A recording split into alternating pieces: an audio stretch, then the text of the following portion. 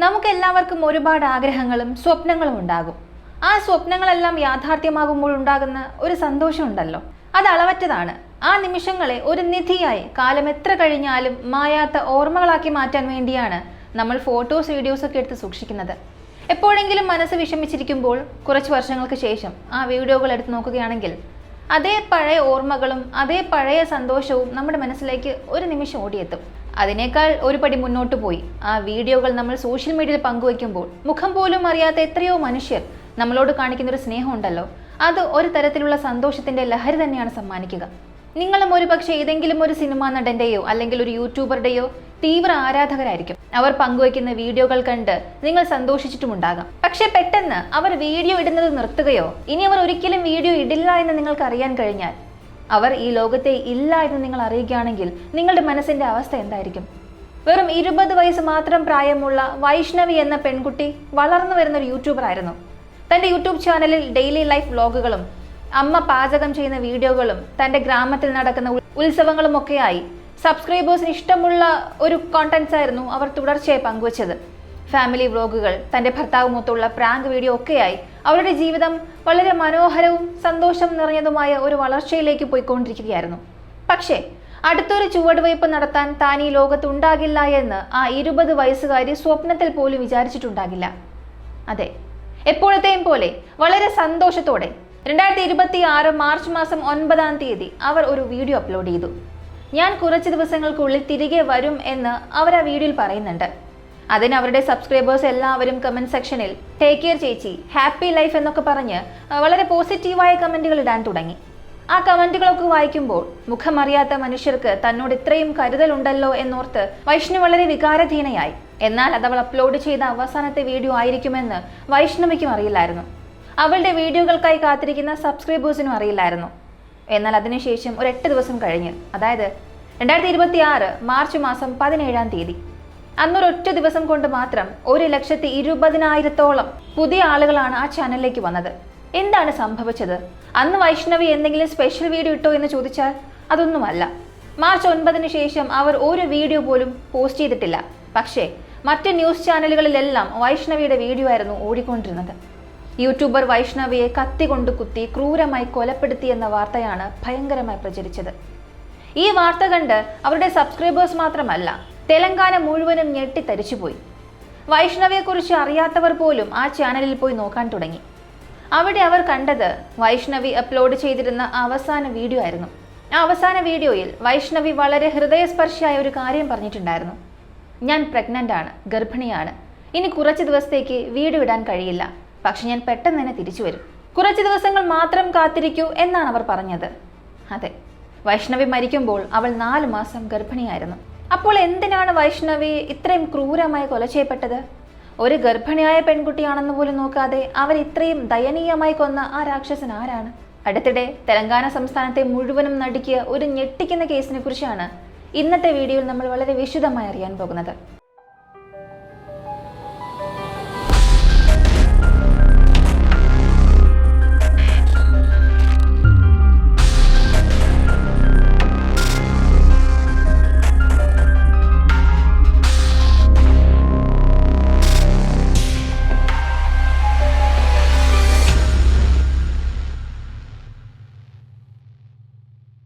തെലങ്കാന സംസ്ഥാനത്തെ ജഗിത്യാൽ ജില്ല, അവിടെയുള്ള ശാന്തവും മനോഹരവുമായ ഒരു കൊച്ചു ഗ്രാമമാണ് മാധപൂർ. ഹൈദരാബാദിൽ നിന്നും ഏകദേശം 180 കിലോമീറ്റർ മാറി സ്ഥിതി ചെയ്യുന്ന ഈ മാധപൂർ ഗ്രാമത്തിലാണ് വൈഷ്ണവി വളർന്നത്. അവളുടെ അച്ഛന്റെ പേര് ദുർഗപ്രസാദ് എന്നാണ്. ഇവരുടേത് ഒരു സാധാരണ കർഷക കുടുംബമായിരുന്നു. വെയിലും മഴയും നോക്കാതെ മണ്ണിൽ അധ്വാനിച്ച് ജീവിക്കുന്ന ആ കുടുംബം വളരെ കഷ്ടപ്പെട്ടാണ് വൈഷ്ണവിയെ വളർത്തിയത്. എന്നാൽ ആ സാധാരണ കർഷക കുടുംബത്തിൽ ജനിച്ച വൈഷ്ണവിയുടെ ഉള്ളിൽ അസാധാരണമായൊരു സ്വപ്നം ഉണ്ടായിരുന്നു. നമ്മുടെ നാട്ടിലെ ജീവിതം, നമ്മുടെ നാടിന്റെ മണം, നമ്മുടെ അമ്മയുണ്ടാക്കുന്ന വിഭവങ്ങൾ, ഇതെല്ലാം എന്തുകൊണ്ട് ഈ ലോകത്തിന് കാണിച്ചു കൊടുത്തുകൂടാ? ഈ ചിന്ത അവളുടെ മനസ്സിലേക്ക് വരുന്നു. അത് തന്റെ തനതായ ശൈലിയായിരിക്കുമെന്ന് അവൾ വിശ്വസിച്ചു.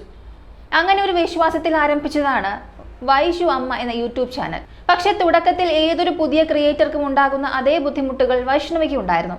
വീഡിയോസൊക്കെ പോസ്റ്റ് ചെയ്യും, എന്നാൽ വ്യൂസ് വരില്ല, സബ്സ്ക്രൈബേഴ്സും കൂടില്ല. എന്നാൽ ഇവിടെയാണ് വൈഷ്ണവിയുടെ വാശി ജയിക്കാൻ തുടങ്ങിയത്. അവൾ ഒട്ടും മനസ്സ് മടുക്കാതെ ദിവസവും വീഡിയോസ് അപ്ലോഡ് ചെയ്യാൻ തുടങ്ങി.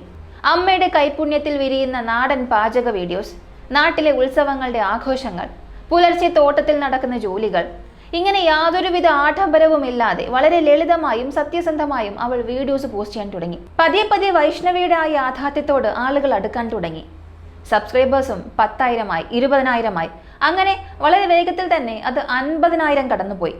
യൂട്യൂബിൽ മാത്രമല്ല, ഇൻസ്റ്റാഗ്രാമിലും ഏകദേശം 91,000-ഓളം ഫോളോവേഴ്സ് അവളെ ഫോളോ ചെയ്യുന്നുണ്ട്. ഏകദേശം 200-ലധികം വീഡിയോകളാണ് തന്റെ കഠിനാധ്വാനത്തിലൂടെ വൈഷ്ണവി നിർമ്മിച്ചത്. തന്റെ വീഡിയോകൾക്ക് താഴെ വരുന്ന പോസിറ്റീവായ കമന്റുകളൊക്കെ വായിക്കുമ്പോഴെല്ലാം വൈഷ്ണവിയുടെ ഉള്ളിൽ വലിയൊരു ലക്ഷ്യം തന്നെ രൂപപ്പെട്ടു. നമുക്ക് വലിയൊരു യൂട്യൂബർ ആകണം, ഇനിയും ഒരുപാട് ആളുകൾക്ക് നമ്മുടെ നാടിനെ കാണിച്ചു കൊടുക്കണം എന്ന് മനസ്സിൽ വിചാരിച്ചുകൊണ്ട് അവൾ വിശ്രമമില്ലാതെ ഓടാൻ തുടങ്ങി. ഒന്ന് ആലോചിച്ച് നോക്കുക, വെറും 20 വയസ്സുള്ള ഒരു പെൺകുട്ടി തന്റെ സൗകര്യങ്ങൾക്കായി വലിയ നഗരങ്ങളിലേക്കൊന്നും പോയില്ല. തന്റെ ചെറിയ ഗ്രാമത്തിലിരുന്ന് ഒരു സാധാരണ ഫോൺ മാത്രം കൈവശം വെച്ചുകൊണ്ട് ആയിരക്കണക്കിന് ഹൃദയങ്ങളെയാണ് അവൾ സ്വന്തമാക്കിയത്. ഇതിനേക്കാൾ വലിയ എന്ത് അംഗീകാരമാണ് ഒരു ചെറിയ പെൺകുട്ടിക്ക് ലഭിക്കേണ്ടത്? വൈഷ്ണവി തന്റെ ജീവിതത്തിൽ അടുത്തടുത്ത ഉയരങ്ങളിലേക്ക് വളരെ സന്തോഷത്തോടെ പറക്കാൻ തുടങ്ങിയ കാലമായിരുന്നു അത്. വൈഷ്ണവിയുടെ ജീവിതം ഇങ്ങനെ വിജയകരമായി മുന്നോട്ട് പോയ ആ സമയത്താണ് അവളുടെ ജീവിതത്തെ കൂടുതൽ മനോഹരമാക്കാൻ ഒരു വസന്തകാലം പോലെ ചിറ്റാരി ഹരിബാബു എന്ന വ്യക്തി കടന്നു വരുന്നത്. ഒരു ദിവസം വൈഷ്ണവി വളരെ മടിയോടെ തന്റെ മാതാപിതാക്കളുടെ അടുത്ത് വന്ന് പറഞ്ഞു, അച്ഛാ, ഞാൻ ഒരാളെ സ്നേഹിക്കുന്നുണ്ട്. അദ്ദേഹത്തിന്റെ പേര് ഹരിബാബു എന്നാണ്. 26 വയസ്സുണ്ട്. കോരിട്ടുള്ള ഒരു പ്രൈവറ്റ് ഹോസ്പിറ്റലിൽ ജോലി ചെയ്യുകയാണ്. അദ്ദേഹം എന്നെ നന്നായി നോക്കുമെന്ന് എനിക്ക് നല്ല വിശ്വാസമുണ്ട്. ഞങ്ങളുടെ കല്യാണം നടത്തി തരുമോ? ശരിക്കും ആ മാതാപിതാക്കൾക്ക് മകളുടെ സന്തോഷത്തേക്കാൾ വലുതായി മറ്റൊന്നുമില്ലായിരുന്നു. അതുമാത്രമല്ല, ഹരിബാബുവും വൈഷ്ണവിയും ഒരേ സമുദായത്തിൽപ്പെട്ടവരായതുകൊണ്ടും മകൻ നല്ലൊരു ജോലിയിലുണ്ട് എന്ന വിശ്വാസത്തിലും അവർ ആ പ്രണയം അംഗീകരിക്കുകയും രണ്ടുപേരുടെയും വിവാഹം സന്തോഷത്തോടെ നടത്തിക്കൊടുക്കുകയും ചെയ്തു. വിവാഹശേഷം ഹരിബാബുവിന്റെ വീട്ടിലേക്ക് ഉത്തരവാദിത്വമുള്ള ഒരു വീട്ടമ്മയായി വൈഷ്ണവി പ്രവേശിച്ചു. തുടക്കത്തിൽ അവരുടെ ജീവിതം ഒരു സ്വപ്നം പോലെയായിരുന്നു. ഹരിബാബുവും വൈഷ്ണവിക്ക് വളരെ സപ്പോർട്ടീവായിരുന്നു. തന്റെ ഭാര്യ ഒരു യൂട്യൂബർ ആണെന്നത് ഒരു അഭിമാനമായി കണ്ട ഹരിബാബുവും അവൾക്കൊപ്പം വീഡിയോസിൽ വരാൻ തുടങ്ങി. ചില സമയങ്ങളിൽ വൈഷ്ണവിയും ഹരിബാബുവും ചേർന്ന് കപ്പിൾ വ്ലോഗുകളും പ്രാങ്ക് വീഡിയോസും ഒക്കെയായി വളരെ ക്യൂട്ടായ വീഡിയോകൾ പങ്കുവയ്ക്കാൻ തുടങ്ങി. ആ വീഡിയോകൾ കണ്ട സബ്സ്ക്രൈബേഴ്സിൽ പലർക്കും ഇവരൊരു ഡ്രീം കപ്പിളായിട്ടാണ് തോന്നിയത്. അവർ ഇരുവർക്കുമായി ഒരു പ്രത്യേക ആരാധക വൃന്ദം തന്നെ രൂപപ്പെടാൻ തുടങ്ങി. പക്ഷേ കാലചക്രം ഉരുണ്ടോടിക്കൊണ്ടിരുന്നു. അങ്ങനെ ഏകദേശം 10 മാസങ്ങൾ കടന്നുപോയി. ഒരു ദിവസം പെട്ടെന്ന് വൈഷ്ണവി തന്റെ അമ്മയുടെയും അച്ഛൻ്റെയും വീട്ടിലേക്ക് വന്നു. താൻ വീട്ടിലേക്ക് വരുന്നുണ്ടെന്ന ഒരു വിവരവും അവൾ മുൻകൂട്ടി പറഞ്ഞേയില്ല. പറയുകയാണെങ്കിൽ ആരോടും പറയാതെ കയ്യിലൊരു സ്യൂട്ട് കേസുമായി വീടിന്റെ മുന്നിൽ വന്ന് നിൽക്കുകയായിരുന്നു. എന്തുകൊണ്ടാണ് മകൾ ഇങ്ങനെ പറയാതെയും കേൾക്കാതെയും കയ്യിലൊരു ബാഗുമായി വന്ന് നിൽക്കുന്നത് എന്നോർത്ത് മാതാപിതാക്കൾ ഒരു നിമിഷം പരിഭ്രാന്തരായി ആലോചിച്ച ആ സമയത്താണ് അവരുടെ കാതുകളിൽ തേൻമഴ പെയ്യുന്നത് പോലുള്ള ഒരു മധുര വാർത്ത വൈഷ്ണവി പറയുന്നത്. അമ്മേ, അച്ഛ, നിങ്ങൾ മുത്തശ്ശിയും മുത്തച്ഛനുമാകാൻ പോവുകയാണ്. അത്രേ ഉണ്ടായിരുന്നുള്ളൂ. ആ വാക്ക് വൈഷ്ണവി പറഞ്ഞ അടുത്ത നിമിഷം ആ വീട് മുഴുവനും വലിയൊരു ആഘോഷമായി മാറി. അവരുടെ അച്ഛനും അമ്മയും അനിയനും എല്ലാവരും സന്തോഷം കൊണ്ട് തുള്ളിച്ചാടാൻ തുടങ്ങി. ആ ചെറിയ ഗ്രാമത്തിലുണ്ടായിരുന്ന വൈഷ്ണവിയുടെ വീട് അന്ന് മാത്രമല്ല, ആ വാർത്ത വന്ന അന്ന് മുതൽ തന്നെ വളരെ പ്രകാശപൂർണമായി മാറി. 2026 മാർച്ച് 9 തന്റെ അമ്മയ്ക്കും ഭർത്താവ് ഹരിബാബുവിനുമൊപ്പം ഹോസ്പിറ്റലിൽ ചെക്കപ്പിനായി അവർ പോയി. സ്കാനിങ്ങിൽ കുട്ടി വളരെ ആരോഗ്യത്തോടെയാണ് ഇരിക്കുന്നത് എന്ന് ഡോക്ടർ പറയുന്നു.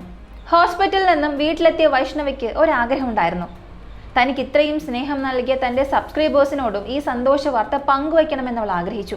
അങ്ങനെ ഒരു 9 മിനിറ്റുള്ള വീഡിയോ അവൾ ചിത്രീകരിക്കുന്നു. അങ്ങനെ ആ വീഡിയോ എടുക്കുമ്പോൾ ഇതാണ് താൻ ക്യാമറയ്ക്ക് മുന്നിൽ സംസാരിക്കാൻ പോകുന്ന അവസാനത്തെ വീഡിയോ എന്ന് അവൾ സ്വപ്നത്തിൽ പോലും വിചാരിച്ചിട്ടുണ്ടാകില്ല. അങ്ങനെ സംസാരിച്ച് അവൾ വീഡിയോ അപ്ലോഡ് ചെയ്തു. ഞാൻ പ്രഗ്നൻ്റ് ആണ്. ഇപ്പോഴാണ് സ്കാനൊക്കെ കഴിഞ്ഞു വരുന്നത്. എല്ലാം നന്നായിട്ടുണ്ട്. കുട്ടിയും ആരോഗ്യത്തോടെയാണ് ഇരിക്കുന്നതെന്ന് ഡോക്ടർമാർ പറഞ്ഞു. പക്ഷെ ഇപ്പോഴത്തെ എൻ്റെ ഹെൽത്ത് കണ്ടീഷൻ കാരണം എനിക്ക് മുമ്പത്തെ പോലെ തുടർച്ചയായി വീഡിയോസ് ഒന്നും വിടാൻ പറ്റില്ല. അതുകൊണ്ട് ഞാൻ കുറച്ച് ദിവസത്തേക്ക് ഒരു ഗ്യാപ്പ് എടുക്കുകയാണ്. പക്ഷെ തീർച്ചയായും ഞാൻ നിങ്ങളെല്ലാം ഉടനെ തന്നെ കാണും. ഞാൻ പെട്ടെന്ന് തന്നെ തിരിച്ചു വരുമെന്ന് അവൾ ആ വീഡിയോയിൽ പറയുന്നുണ്ട്. ആ വീഡിയോ കണ്ട് അവളുടെ സബ്സ്ക്രൈബേഴ്സ് എല്ലാവരും കമൻറ്റ് സെക്ഷനിൽ തങ്ങളുടെ സ്നേഹം പങ്കുവയ്ക്കാൻ തുടങ്ങി. ടേക്ക് കെയർ ചേച്ചി, ശരീരം ശ്രദ്ധിക്കൂ, നിങ്ങൾക്ക് മനോഹരമായ ഒരു കുഞ്ഞ് ജനിക്കാൻ ഞങ്ങൾ ദൈവത്തോട് പ്രാർത്ഥിക്കാം, ഞങ്ങൾ കാത്തിരിക്കുകയാണ്, നിങ്ങൾ വേഗം വരൂ എന്നിങ്ങനെ ആയിരക്കണക്കിന് പോസിറ്റീവ് കമൻറ്റുകൾ. ആ സ്നേഹം കണ്ട് വൈഷ്ണവിയുടെ കണ്ണുകളിൽ നിന്ന് ഒരു ചെറിയ ആനന്ദ കണ്ണീർ ഒഴുകി. എന്നാൽ 2026 മാർച്ച് 16 തീയതി ആ രാത്രിയിൽ വൈഷ്ണവി, അവളുടെ അമ്മ, അച്ഛൻ, ഭർത്താവ് ഹരിബാബു, വൈഷ്ണവിയുടെ അനിയൻ സന്തോഷ് ഇവരെല്ലാവരും ഒരുമിച്ചിരുന്ന് ചിരിച്ച് സന്തോഷിച്ച് അത്താഴം കഴിച്ചു. അതൊരു മനോഹരമായ ഞായറാഴ്ച ദിവസം രാത്രി. മെല്ലെ മെല്ലെ ആ ഗ്രാമം ശാന്തമാകുന്നു.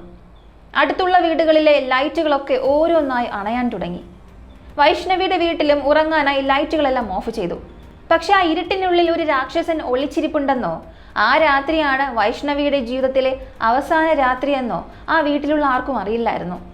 എല്ലാവരും സമാധാനത്തോടെ ഉറങ്ങിക്കൊണ്ടിരുന്ന ആ രാത്രിയിൽ ശാന്തമായിരുന്ന ആ മുറിക്കുള്ളിലേക്ക് ഒരു ക്രൂരമായ നിഴൽ മെല്ലെ മെല്ലെ പ്രവേശിക്കാൻ തുടങ്ങി. വൈഷ്ണവി ആഴത്തിലുള്ള ഉറക്കത്തിലായിരുന്നു.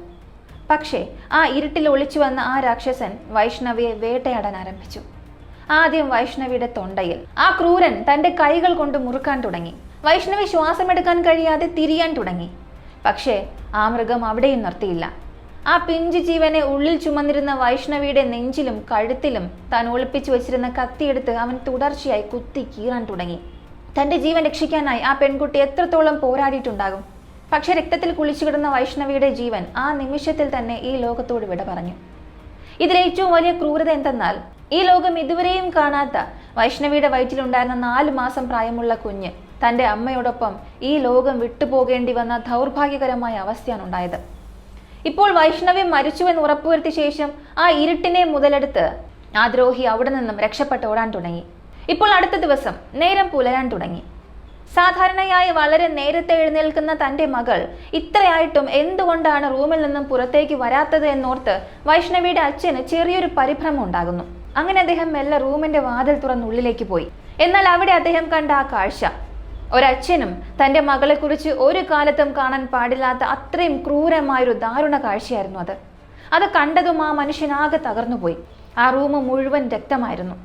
4 മാസം ഗർഭിണിയായിരുന്ന വൈഷ്ണവി രക്തത്തിൽ കുളിച്ചു കിടന്ന് യാതൊരുവിധ ചലനവുമില്ലാതെ ക്രൂരമായി കൊല ചെയ്യപ്പെട്ടിരിക്കുന്നു.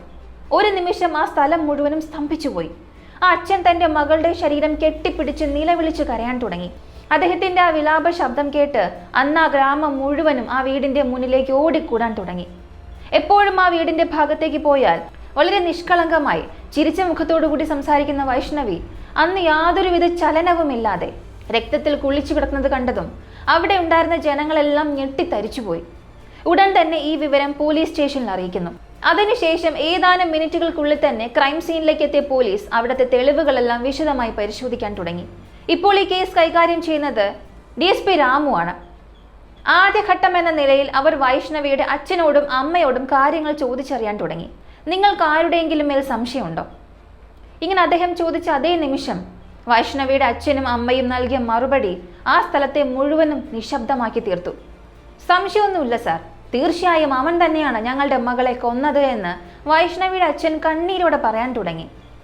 അതെ, വൈഷ്ണവിയുടെ വ്ലോഗ് വീഡിയോകൾ എടുക്കുന്ന സമയത്ത് ക്യാമറയ്ക്ക് മുന്നിൽ വളരെ സ്നേഹമുള്ള ഭർത്താവായി ചിരിച്ച മുഖത്തോടുകൂടി നിന്നിരുന്ന ആ മുഖം ഒരു മുഖംമൂടി മാത്രമായിരുന്നു.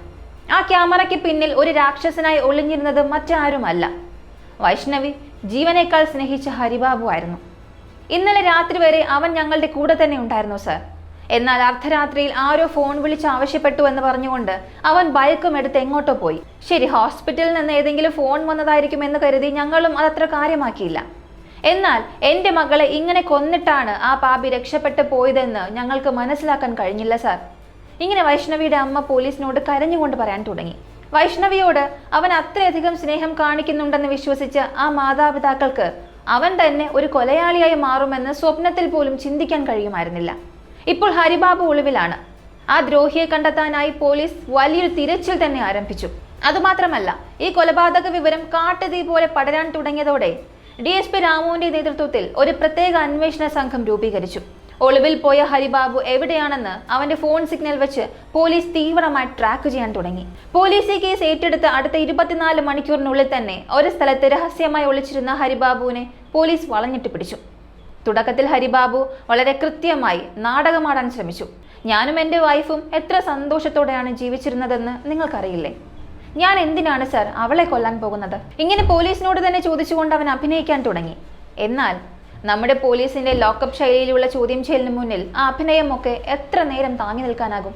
അങ്ങനെ പോലീസ് തങ്ങളുടെ ശൈലിയിൽ അന്വേഷണം ആരംഭിച്ച് കുറച്ചു സമയത്തിനുള്ളിൽ തന്നെ ആ രാക്ഷസൻ തന്റെ മുഖം മൂടി അഴിച്ചു വെക്കാൻ തുടങ്ങി. അതെ സർ, ഞാൻ തന്നെയാണ് വൈഷ്ണവിയെ കൊന്നതെന്ന് അവൻ സത്യം സമ്മതിക്കാൻ തുടങ്ങി.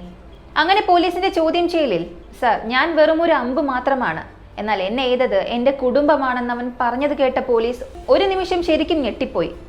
അങ്ങനെ അവൻ പോലീസിനോട് തുറന്നു പറഞ്ഞ കാര്യങ്ങൾ ഇതൊക്കെയായിരുന്നു.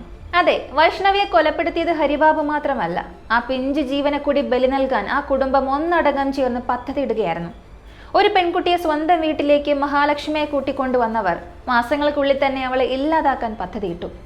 ഹരിബാബുവും വൈഷ്ണവിയും ഒരേ സമുദായത്തിൽപ്പെട്ടവരായിരുന്നിട്ട് കൂടിയും ഈ വിവാഹത്തോട് ഹരിബാബുവിന്റെ അമ്മ ലക്ഷ്മിക്കും അവന്റെ 2 ജ്യേഷ്ഠന്മാരായ ആനന്ദിനും അശോകിനും താല്പര്യമില്ലായിരുന്നു. കാരണം മറ്റൊന്നുമല്ല, വൈഷ്ണവിയുടേത് ഒരു സാധാരണ കർഷക കുടുംബമായിരുന്നു. അവർ സാമ്പത്തികമായി പിന്നോക്കമാണെന്നത് ഇവർ ഒരു കുറവായി കണ്ടു, സ്റ്റാറ്റസ് നോക്കി. പക്ഷെ ഹരിബാബുവിന്റെ കടുത്ത വാശിയിലാണ് ഈ കല്യാണം നടന്നത്. മകൾ നന്നായി ജീവിക്കണം, അവളുടെ പ്രണയം തോറ്റുപോകരുത് എന്ന് കരുതി ആ സാധാരണക്കാരനായ അച്ഛനും അമ്മയും തങ്ങൾ ഒരുപാട് കഷ്ടപ്പെട്ട് ചേർത്ത് വെച്ച 5 ലക്ഷം രൂപയും 5 സെന്റ് സ്ഥലവും സ്ത്രീധനമായി ആ ദുരാഗ്രഹികളായ കുടുംബത്തിന് നൽകി. എന്നാൽ ഇത്രയൊക്കെ കിട്ടിയിട്ടും ആ കാബാലികരുടെ പണത്തോടുള്ള ആർത്തി അടങ്ങിയില്ല. വൈഷ്ണവി ഹരിബാബുമൊത്തു ജീവിക്കാൻ തുടങ്ങിയ ആദ്യ ദിവസം മുതൽ തന്നെ ഇനിയും കൂടുതൽ പണം വേണം, നിന്റെ അപ്പനോട് ചോദിക്കെന്ന് പറഞ്ഞ് അവരാ പെൺകുട്ടിയെ മാനസികമായി ക്രൂരമായി പീഡിപ്പിക്കാൻ തുടങ്ങി. ഇതിനിടയിലാണ് വൈഷ്ണവി ഗർഭിണിയാക്കുന്നത്. തന്റെ ഭർത്താവ് അവന്റെ കുടുംബത്തിന്റെ ക്രൂരതകളിൽ നിന്ന് തന്നെ രക്ഷിക്കുമെന്ന് വൈഷ്ണവി വിശ്വസിച്ചു. പക്ഷെ അവിടെയാണ് വിധി ചതിച്ചത്. ഹരിബാബു സ്വന്തം ഭാര്യയുടെ അവസ്ഥ കാണാതെ തന്റെ അമ്മയുടെയും ജ്യേഷ്ഠന്മാരുടെയും വാക്ക് കേട്ട് വൈഷ്ണവിയോട് ദിവസവും പണം ചോദിച്ച് ശല്യം ചെയ്യാൻ തുടങ്ങി. ഒരു വശത്ത് ഭർത്താവിന്റെ വീട്ടുകാരുടെ പീഡനം, മറുവശത്ത് താൻ ജീവനായി വിശ്വസിച്ച ഭർത്താവ് തന്നെ ഒരു രാക്ഷസനായി മാറുന്ന അവസ്ഥ. ഈ മാനസിക വിഷമം താങ്ങാൻ കഴിയാതെയാണ് വൈഷ്ണവി സ്വന്തം അമ്മയുടെ വീട്ടിലേക്ക് പോയത്. പക്ഷേ അവിടെ വന്നിട്ടും തന്റെ അച്ഛനും അമ്മയും അനിയനും വിഷമിക്കേണ്ട എന്ന് കരുതി തന്റെ സങ്കടങ്ങളെല്ലാം ഉള്ളിലൊതുക്കി താൻ സന്തോഷവതിയാണെന്ന് അഭിനയിക്കുകയായിരുന്നു ആ പെൺകുട്ടി. ഒടുവിൽ ഹരിബാബുവിന്റെ അമ്മയും ജ്യേഷ്ഠന്മാരും നൽകിയ കടുത്ത സമ്മർദ്ദം താങ്ങാൻ കഴിയാതെയാണ് ഞാൻ എൻ്റെ ഭാര്യയെ കൊന്നത് എന്ന് ആ പാപി ഇപ്പോൾ പോലീസിന് മൊഴി നൽകിയത്. ആലോചിച്ച് നോക്കുക, ഒരു മനുഷ്യ ജീവനേക്കാൾ വലുതാണോ ഈ പണവും സ്റ്റാറ്റസും? എന്നാൽ അങ്ങനെയാണ് അവർ ചിന്തിച്ചത്. ചോദ്യം ചെയ്യലിന് ശേഷം DSP രാമുലു പത്രസമ്മേളനത്തിൽ ചില ഞെട്ടിക്കുന്ന വിവരങ്ങൾ പുറത്തുവിട്ടു. ഇത് പെട്ടെന്നുണ്ടായ ഒരു ദേഷ്യത്തിൽ ചെയ്ത കൊലപാതകം അല്ല, മറിച്ച് വളരെ പദ്ധതിയിട്ട് നടപ്പിലാക്കിയ ഒരു കൊലപാതകമാണ്. 2026 മാർച്ച് 21 ഹരിബാബുവിന്റെ അമ്മ ലക്ഷ്മി, ജ്യേഷ്ഠന്മാരായ ആനന്ദ്, അശോക് എന്നിവർക്കെതിരെ കേസ് രജിസ്റ്റർ ചെയ്യുകയും അവരെ അറസ്റ്റ് ചെയ്യുകയും ചെയ്തു. ഇപ്പോൾ ഈ 4 കൊലയാളികളെയും കോടതിയിൽ ഹാജരാക്കാൻ പോവുകയാണ്. സ്വന്തം ഭാര്യയെ ക്രൂരമായി കൊലപ്പെടുത്തിയതിനും സ്ത്രീധനത്തോടുള്ള ആർത്തി മൂലം ആ പെൺകുട്ടിയുടെ വയറ്റിലുണ്ടായിരുന്ന 4 മാസം പ്രായമുള്ള പിഞ്ച് ജീവനെ ഇല്ലാതാക്കിയതിനും ഹരിബാബുവിനെതിരെ BNS ആക്ട് പ്രകാരം സെക്ഷൻ 103 മർഡർ, സെക്ഷൻ 80 ഡൗറി എന്നീ വകുപ്പുകൾ ചുമത്തി കേസ് രജിസ്റ്റർ ചെയ്തു. അതുമാത്രമല്ല, ഹരിബാബുവിനെ ഇതിനായി പ്രേരിപ്പിച്ച ലക്ഷ്മി, അശോക്, ആനന്ദ് എന്നിവർക്കെതിരെ കൊലപാതക പ്രേരണ, സ്ത്രീധന പീഡനം എന്നീ ശക്തമായ വകുപ്പുകൾ ചുമത്തി പോലീസ് അവരെയും ജയിലിലടച്ചു. ഈ വാർത്ത പുറത്തു വന്നതോടെ സോഷ്യൽ മീഡിയ ഒന്നടങ്കം ഞെട്ടിത്തരിച്ചുപോയി.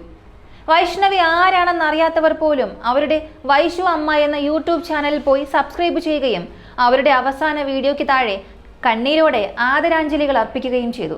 സ്വന്തമായി ബുദ്ധിയില്ലാത്ത, ദുർബലമായ മനസ്സ് മാത്രമുള്ള ഒരു പുരുഷൻ സ്വന്തം കുടുംബത്തിന്റെ വാക്കുകളിൽപ്പെട്ട് അവരുടെ കളിപ്പാവയായി മാറിയതിന്റെ ഫലമായാണ് ഇന്നൊരു പാവം പെൺകുട്ടിയുടെ ജീവനും പിറക്കാത്തൊരു കുഞ്ഞിന്റെ സ്വപ്നങ്ങളും ഇല്ലാതായത്.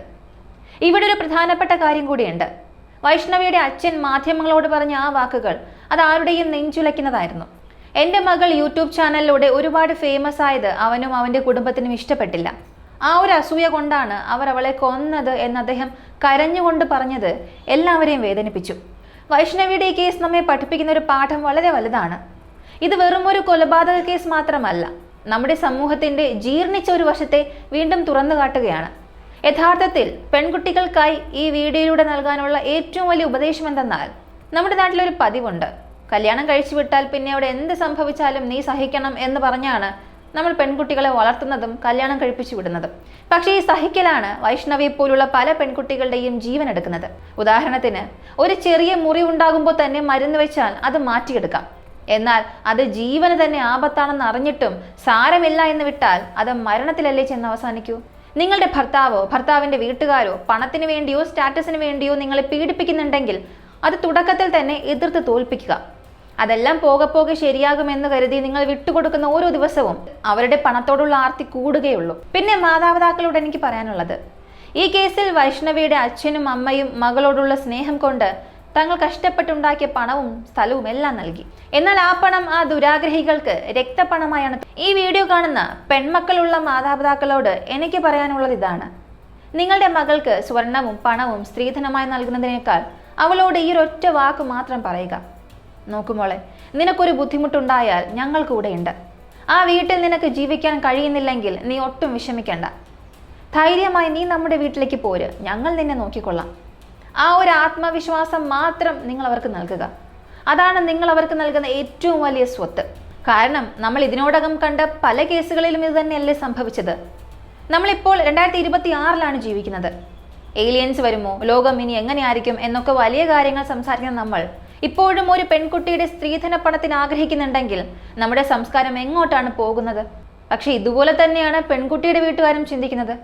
മരുമകൻ എന്ത് ചെയ്യുന്നു, എത്ര ലക്ഷം രൂപ ശമ്പളം വാങ്ങുന്നുണ്ട്, കടബാധ്യതകളുണ്ടോ എന്നൊക്കെയാണ് അവർ നോക്കുന്നത്. സ്ത്രീധനം ചോദിക്കുന്നത് എത്രത്തോളം തെറ്റാണോ അതുപോലെ തന്നെ മരുമകന് കടമുണ്ടാകരുത്, എത്ര ലക്ഷം ശമ്പളമുണ്ട്, സ്വന്തമായി വീടുണ്ടോ, കാറുണ്ടോ, സ്ഥലമുണ്ടോ എന്നൊക്കെ നോക്കുന്നതും സ്ത്രീധനം വാങ്ങുന്നതിന് തുല്യം തന്നെയാണ്. അതുകൊണ്ട് രണ്ട് ഭാഗത്തുമുള്ളവർ തീർച്ചയായും തിരുത്തപ്പെടേണ്ടതുണ്ട്. ഈ വീഡിയോ കാണുന്ന നിങ്ങൾ ഒരു ഭർത്താവാണെങ്കിൽ നിങ്ങളുടെ ഭാര്യയ്ക്ക് എപ്പോഴും നിങ്ങൾ ഒരു സുരക്ഷയായിരിക്കുക. അതുപോലെ ഈ വീഡിയോ കാണുന്ന നിങ്ങൾ ഒരു അമ്മായിയമ്മയാണെങ്കിൽ നിങ്ങളുടെ മരുമകളെ സ്വന്തം മകളെ പോലെ കാണുക. അതിന് കഴിഞ്ഞില്ലെങ്കിൽ വൈഷ്ണവിയെ പോലെ മറ്റൊരു ജീവൻ കൂടി ബലി നൽകിയതിനു ശേഷം നീതി വേണം എന്ന് പറഞ്ഞ് പോരാടുന്നതിൽ ഒരു പ്രയോജനമില്ല. നിങ്ങൾ തന്നെ പറയുക, നിങ്ങൾ ഇതിനെക്കുറിച്ച് എന്താണ് ചിന്തിക്കുന്നത്? നിങ്ങളുടെ അഭിപ്രായങ്ങൾ മറക്കാതെ താഴെ കമന്റിൽ പറയുക. അടുത്തത് ഏത് കേസിനെ കുറിച്ചാണ് നിങ്ങൾ അറിയാൻ ആഗ്രഹിക്കുന്നത് അതും കമന്റിൽ പറയുക. വീഡിയോ ഇതുവരെ കണ്ടിട്ടും ലൈക്ക് ചെയ്തിട്ടില്ലെങ്കിൽ ഒരു ലൈക്ക് ചെയ്ത് സപ്പോർട്ട് ചെയ്യുക. ഈ വീഡിയോയിൽ വരുന്ന നിങ്ങളുടെ ഏറ്റവും മികച്ച കമന്റ് അടുത്ത വീഡിയോയിൽ തീർച്ചയായും വരും. അടുത്ത വീഡിയോയിൽ വീണ്ടും കാണാം.